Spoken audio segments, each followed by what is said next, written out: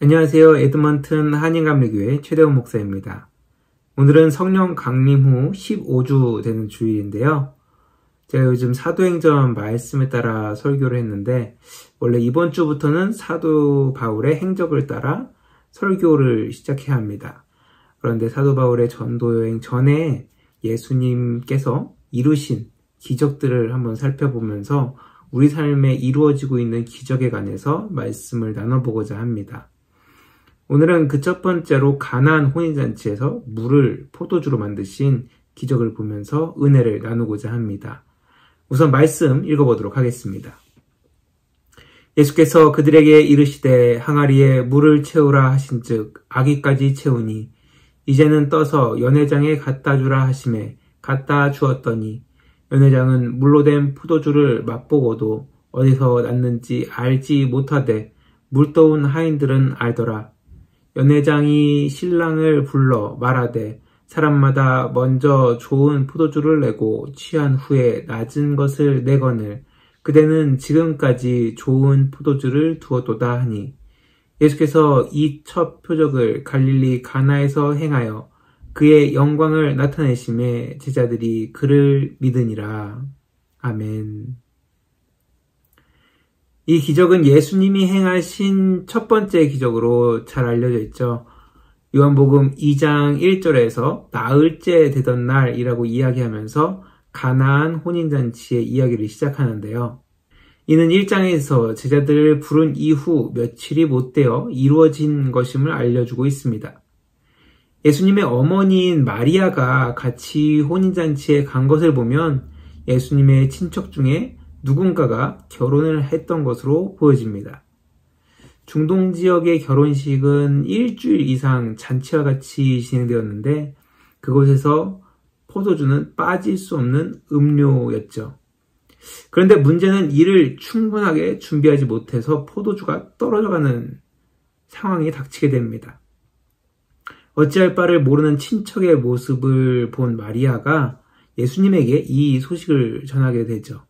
예수님을 어려서부터 보았고 양육한 마리아가 최근에 그 세례 요한의 세례를 받은 예수님의 모습, 그리고 제자들을 모으는 예수님의 모습을 보면서 예수님에게 어떤 변화가 있다라는 것을 짐작했을 것입니다. 그래서 이 중요한 문제를 해결할 수 있을 것이다 라고 생각하면서 예수님께 포도주가 떨어진 것을 이야기한 거죠. 하지만 예수님은 아직 자신의 때가 이르지 않았다라고 이야기하면서 기적을 나타내지 않으려고 합니다. 이후에 유대 전 지역을 돌아다니면서 사역하고 기적을 행하신 예수님의 모습을 생각해 봤을 때 한 집안의 가정사를 위해 기적을 베푸는 것은 어찌 보면 큰 도끼를 들고 조그만 물을 자르는 것과 같은 것이었을 겁니다. 하지만 마리아는 예수님이 무언가를 행하실 것을 믿고 그 집 종들에게 예수님의 말씀을 따라 행할 것을 지시합니다. 결국 예수님은 하인들에게 정결 예식에 따라 물을 받아놓은 6개의 돌 항아리에 물을 채워 놓으라고 지시하시죠. 문제는 정결 예식을 위해 쓰는 그 물은 손이나 발을 닦는 정도의 물이기 때문에 먹는 물을 받기 곤란한 항아리입니다. 예전 한국식으로 생각해보면 세숫대야에 물을 퍼주는 것과 같습니다. 종들은 의아했지만 마리아가 한 말이 있어서 그 말에 따라서 행동을 하죠. 그런데 예수님은 종들이 더 이해하기 힘든 일을 시킵니다. 그 돌 항아리 물을 떠서 연회장에 갖다 주라는 것이죠. 돌 항아리에 물을 떠서 손발을 닦는 데 사용하는 물인데 잔치상의 멋진 그 컵 안에 그 깨끗하지 않은 물을 부으라는 명령. 종들의 입장에서는 납득할 수 없는 이야기였습니다.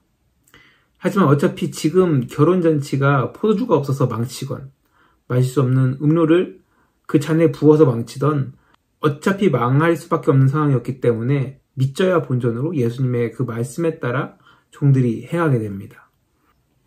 그러자 놀라운 일이 벌어집니다. 분명 돌 항아리에 종들이 물을 부었는데 그 물을 떠서 연회장에 갖다 주자 최고 포도주로 편한 것이었습니다. 손님들은 그 포도주를 맛보자 이제까지 맛봤던 포도 중에 최고의 맛을 느꼈고 바로 주인에게 이렇게 이야기합니다.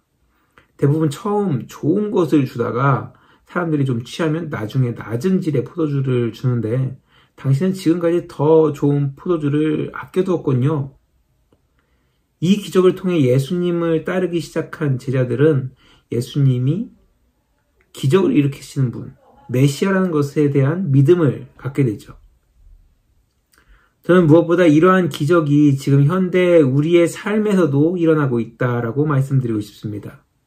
그 단적인 예가 바로 사람들이 하나님을 믿게 되고 마음이 변화되는 것이죠. 사람의 마음이 변한다는 것, 어떻게 보면 기적과도 같은 일입니다. 대부분의 사람들은 어려서부터 조금씩 축적되는 그 경험을 통해 삶의 뚜렷한 목적을 갖게 되고 그것을 향해 살아가게 되죠. 인간 삶의 대부분은 생존과 번영, 자신의 평안을 추구하고 있기 때문에 이것은 여러 세대를 거쳐도 변하지 않는 것을 볼 수 있습니다. 지금도 수많은 사람들이 현재 자신의 그 육신에 만족할 무언가를 위해서 끊임없이 노력하고 살아가고 있죠. 그러한 세상에서 영혼의 존재를 깨닫고 현재 육신의 삶이 아닌 영혼을 위한 삶을 준비하고 그것에 초점을 맞추면서 살아간다는 것. 그것은 정말 기적과도 같은 일입니다.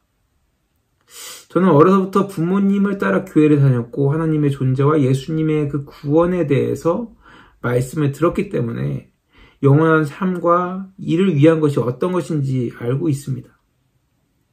하지만 짧은 인생을 살아가면서 먹고 사는 문제, 육신의 평안을 위한 욕망, 그런 것들로 인해서 수많은 노력과 에너지를 정말로 그 삶을 위해 쏟아야 하는 것을 경험했습니다.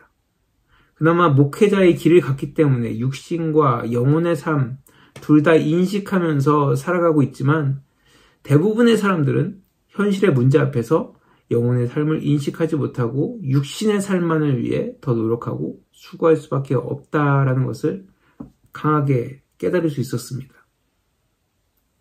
이러한 세상의 구조 가운데 우리가 영혼의 삶을 인식하고 하나님의 존재를 경험하는 것, 그리고 예수님을 믿고 따른다는 것은 정말로 기적과도 같은 놀라운 변화라는 것이죠.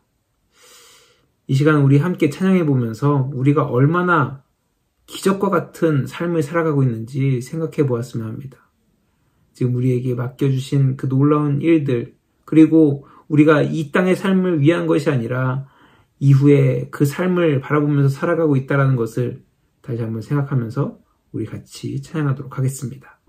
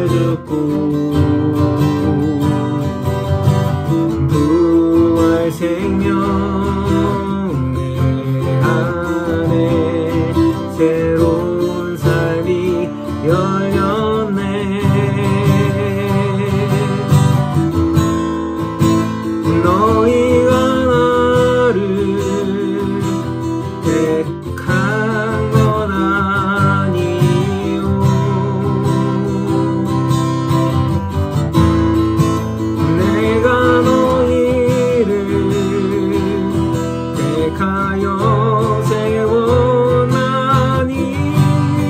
오직 내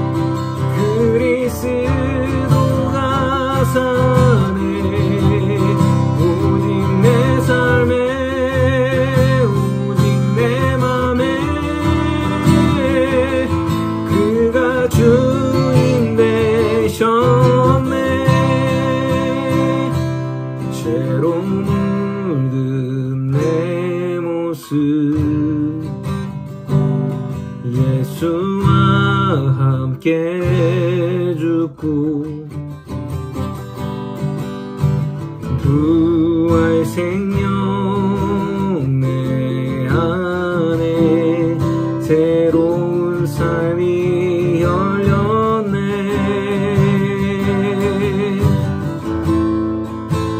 너희가 나를 택한 건 아니요.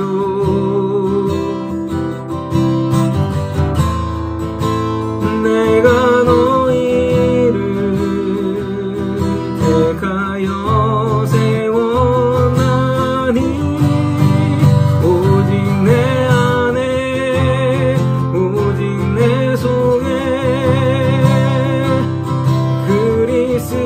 그리스도가 사네. 오직 내 삶에 오직 내 맘에 그가 주인 되셨네. 내 생명 그 안에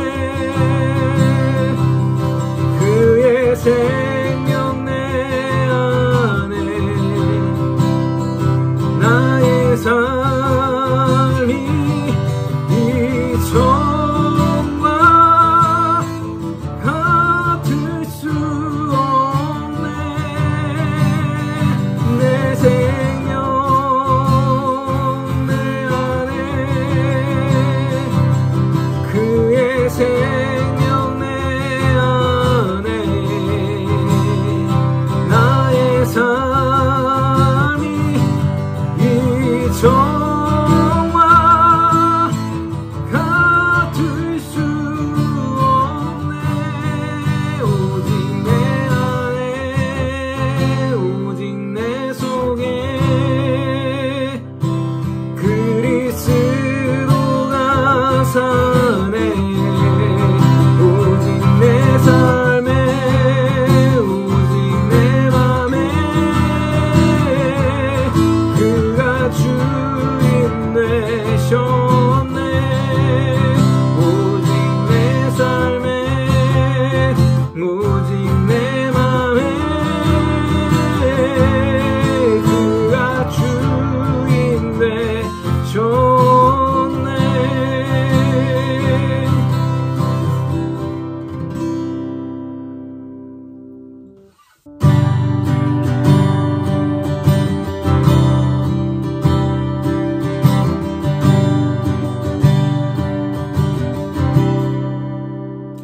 아무도 모르는 삶이라 하여도 스치듯이 나는 삶이라 하여도 후회하지 않고 오늘을 사는 것은 가장 귀한 삶을 알미라.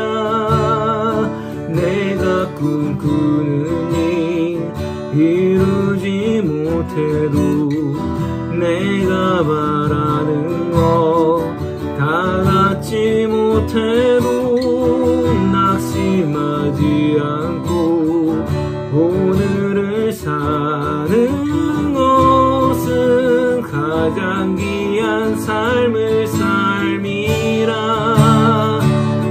내가 복음을 알고 내가 복음을 믿고 내가 복음을 전하며 살아간다면 나의 삶은 가장 귀한 삶이라. 내가 예수를 알고 내가 예수를 믿고 내가 예수를 전하며 살아간다면 나의 삶은 가장 귀한 삶이라. 하나님 독생자 예수 그리스도 그리스도 날 위해 고귀한 생명을 주셨네. 그 생명 받은 나 하늘의 소망이 있네. 나의 삶은 귀한 삶이라. 내가 복음을 알고 내가 복음을 믿고 내가 복음을 전하며 살아간다면 나의 삶은 가장 귀한 삶이라. 내가 예수를 위해 내가 살아간다면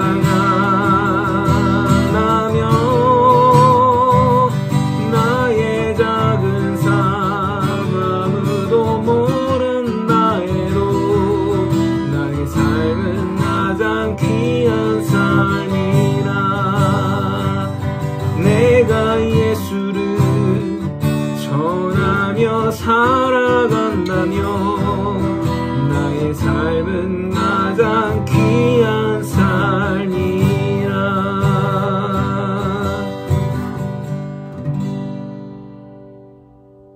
이렇게 우리는 예수님 안에서 새로운 삶을 경험하게 되고 육신의 만족과 목적만을 위해 살지 않고 죽음 이후의 삶을 생각하고 그것을 바라보면서 이 땅에서 살아갈 수 있게 되는 것입니다.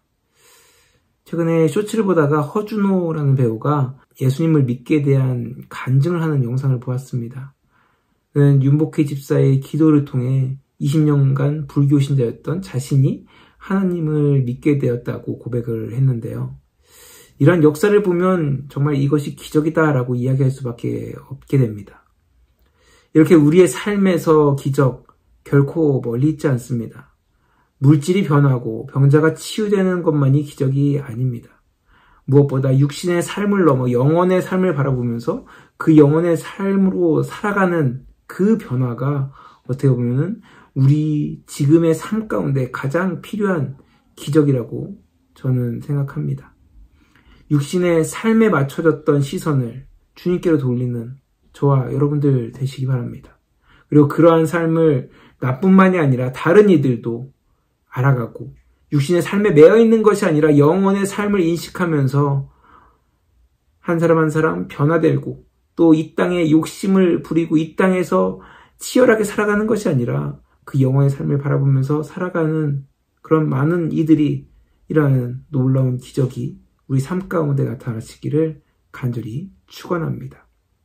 우리 시간 마지막으로 시선이라는 찬양하시면서 우리의 시선 더욱더 주님을 바라보며 살아갈 수 있도록 해달라고, 또 다른 이들도 이 땅만을 바라보면서 사는 것이 아니라 하나님을 바라보고 영원한 하늘나라를 바라보면서 또 이 땅 가운데 살아갈 수 있는 많은 이들이 일어날 수 있도록 해달라고 우리 기도하는 마음으로 같이 찬양하시겠습니다.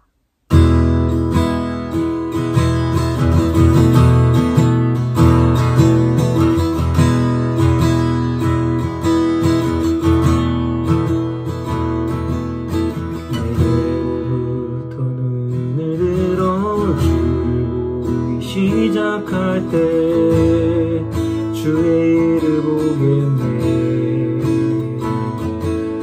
내 작은 마음 돌이키사 하늘의 꿈 크게 하네.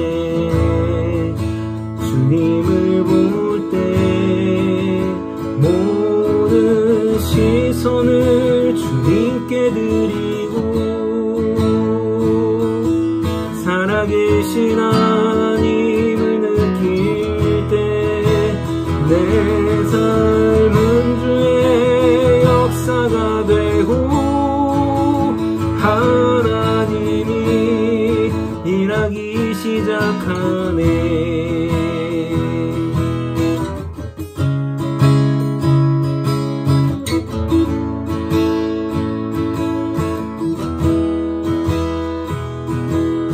성령이 나를 변화시켜 모든 불은 사라질 때 주의 일을 보겠네.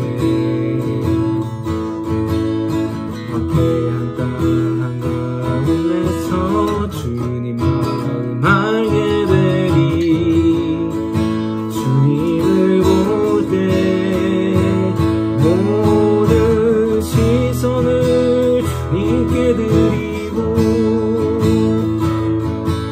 전능하신 하나님을 느낄 때 세상은 주의 나라가 되고 하나님이 일하기 시작하네.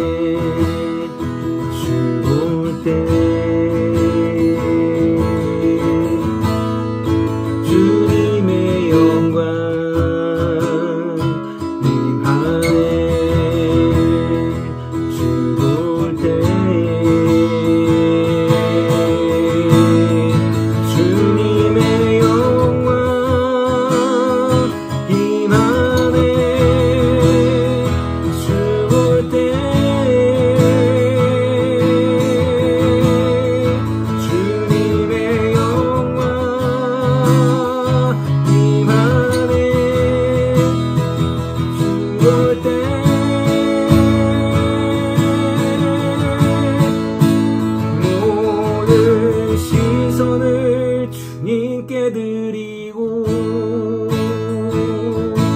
살아계신 하나님을 느낄 때 내 삶은 주의 역사가 되고 하나님이 일하기 시작하네. 모든 시선을 주님께 드리고 전능하신 하나님을 느낄 때 세상은 주의 나라가 되고 하나님이 일하기 시작하네. 하나님이 일하기 시작하네.